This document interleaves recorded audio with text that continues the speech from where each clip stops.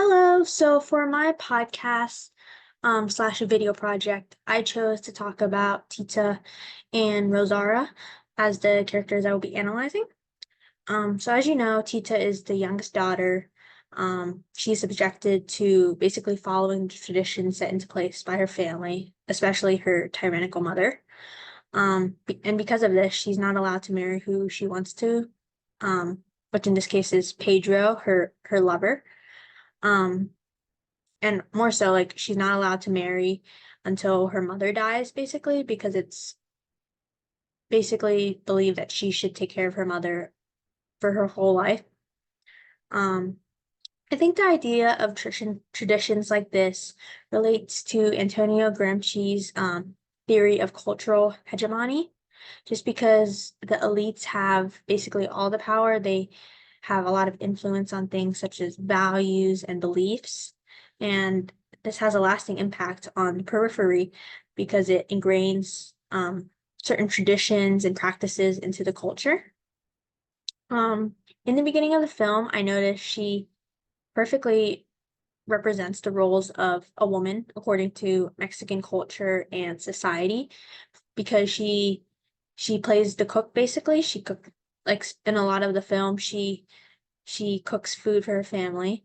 But also she plays the role of basically a mother kind of to her daughter's son Roberto because she breastfeeds him and basically cares for him a little bit. Um, and I think as we progress through the film, I notice she starts to gain strength and independence. She it reaches a point where she eventually rebels against her mother's wishes. She wants to marry Pedro basically. Um, or she wants to be with Pedro. So she basically eventually finds the courage and basically gets her out of the way. And this represents revolution just because she goes against the will of her mother and basically goes against the traditional values that were basically placed upon her. Um, Honestly, I think that the only con I would say is just because like it didn't really turn out well for her. Like in the end, they both die. That's the only con. But other than that, she's like a perfect representation of being placed into traditional beliefs, basically, and then rebelling against it. Like that's a good example of that. Um, and honestly, I think I relate to her character just because my grandparents have traditional views and they somewhat impose them on me a little bit growing up, just like knowing how to cook and clean, so then like providing for a husband or something like that. So yeah.